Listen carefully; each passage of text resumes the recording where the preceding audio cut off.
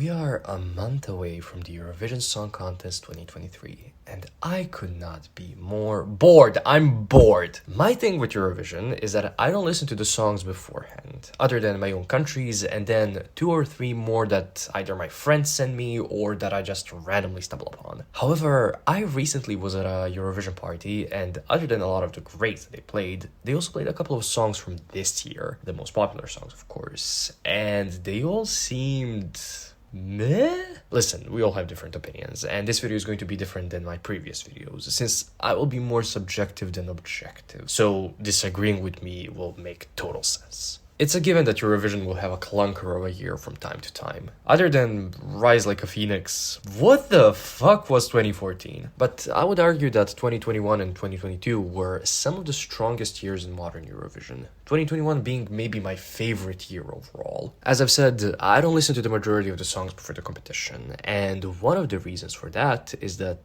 Eurovision is more than just a song competition, even though it is literally named Eurovision Song Contest, but more often than not, a performance can make or break a song for me. Some songs get better because of the performance. For example, Chanel Slow Mo does not fully work without the performance. As a standalone song, it's like a 7 out of 10 for me, but when it's performed, it's a 10 out of 10. I feel like in 2021, a lot of artists understood the assignment.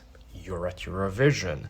Perform the song! There were also a lot of unique performances and different styles of performance. There was basically room for everyone, and most countries delivered. I think the right country won, but I also kind of wish Ukraine had won in 2021, so that we could escape some obvious nonsense that happened in 2022. What helped Eurovision from 2 years ago to be great is also the fact that we did not have the contest in 2020 due to the pandemic. We basically had to wait 2 years to watch Eurovision, so immediately our excitement was heightened. Pair that up with some of the frustrations that we had with everything that happened between the spring of 2020 and the spring of 2021, whether it was personally, politically, socially, or whatnot, we were all looking for a way to rid ourselves of the stress that had accumulated in a year. And Eurovision in 2021 was what helped for some people. As I've said, there was room for everybody there, and I find that pretty much all of the songs can be grouped into a couple of niches, where each one can be seen as an answer to the stress caused by the pandemic.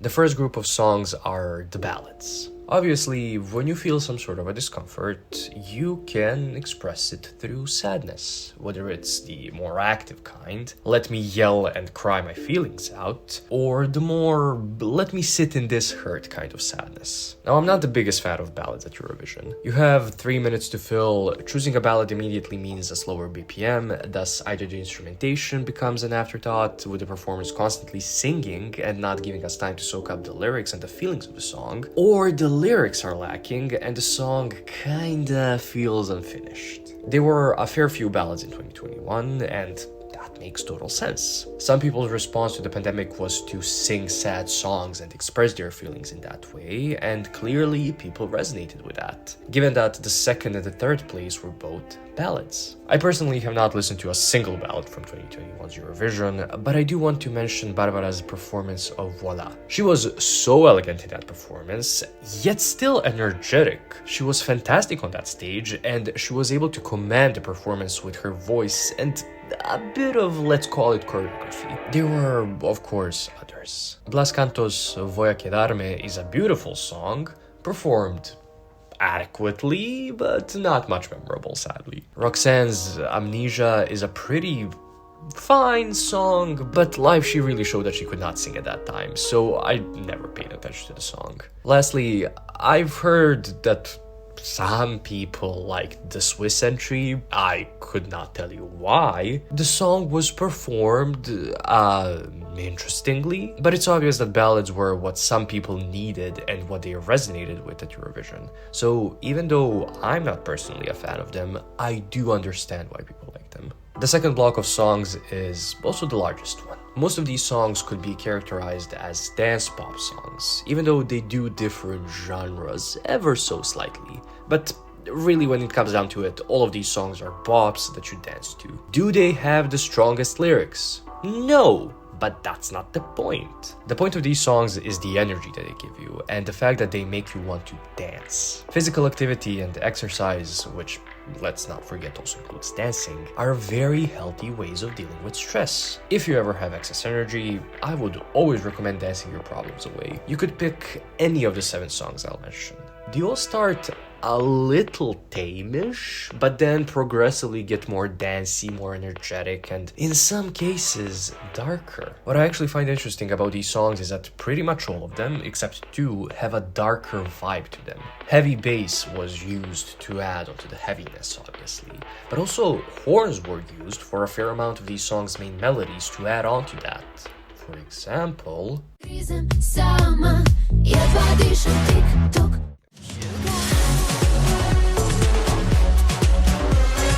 Next, some songs also employed electric guitar to add on to the grisly atmosphere, most notably...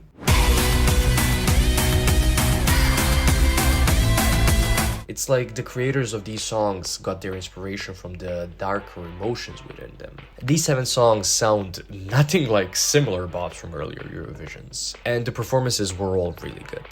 The weakest one was probably Albina's TikTok, the only song that was not in the finale. And listen, obviously, Girly was trying to cash in on TikTok's rising popularity, and that takes away all the artistic integrity from the song. And they also chose to do half of the song in English, which literally never works for anyone. And also she can't really sing, but the song is still a bop. They were 11th in the first semi-final, but honestly they should have qualified over Tix. I'm also mentioning Sugar on here. Yes, it's a meme, and yes, it's probably the worst out of the 7 songs in this group as a song, but you cannot deny that the song makes you want to dance. Plus, Natalia's, 16 seconds long note at the end of the performance is so impressive. For me, it saves the entire song and both performances. A slay that is not often talked about is Zenit's Adrenalina. This woman is such a gem. She should become like an honorary host of every future Eurovision. Her performance was energetic, not a winning performance by any means, but you cannot tell me that she was not living her best life on that stage. Having fun and embodying the song, which is what some people needed. While at the same time, she was giving us some solid vocals. The song opened the second semi-final and then closed the final night. And honestly, I think this performance works as both. A good beginning because it will amp up the audience, but it's also a good closer because it ends the show on a high note. Sugar and Adrenalina lag the dark vibes that the other songs have, but they have interesting vocals to make you return to the song. A similarly underrated bop is... Oh my god, okay, this song by Effendi should have been in the top 10.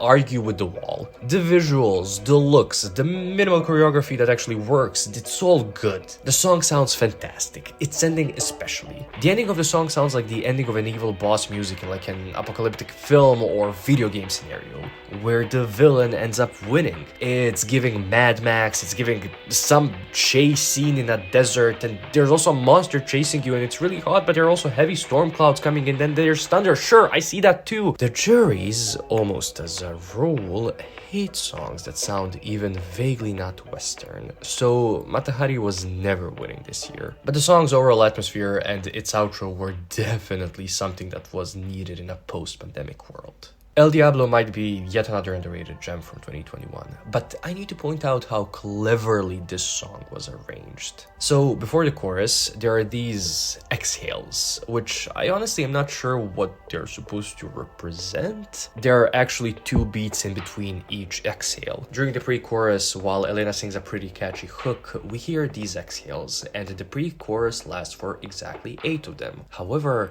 we only hear 6 exhales. Why is that?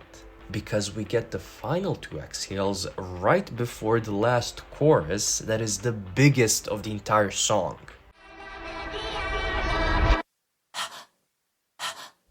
El Diablo basically subconsciously edges us throughout the entirety of the song. It starts a rhythmical sentence some 30 seconds into the song and ends it 2 minutes later. Some people might not have even noticed it, but it's my favorite part of the song. It's so clever. The second semi-final was a snooze fest, all things considered, but next to Adrenalina, there were 2 other songs that gave it energy. Stefania's Last Dance is probably the darkest sounding out of all these 7 songs. Even though it's up-tempo and its chorus is very dancey, the song's lyrics are actually sad. It can be interpreted as a breakup song, and believe you me, there were people that had to break up because of the pandemic. So throughout the entirety of the song, Stefania is basically asking for that one last dance with somebody. Also, just the vocals were really good, and I'm a sucker for women who can go deep when singing. I'm a little biased in saying this, but the best song from this group of songs, the best performance, and the song that can help you shake your stress away while shaking your ass is Hurricane's Loco Loco. This song is structured very well. The last minute of the song is absolutely insane. The moment Sanya says, 1, 2, girls, come on! You need to get your ass up and dance. Forget your troubles and just emulate the BPM. The vocals in both the studio version and during the live performances were amazing, and the choreography and the dancing were the strongest of 2021. And they kind of gave us a taste of what a perfect dance performance could be. But we'd have to wait for another year to see that.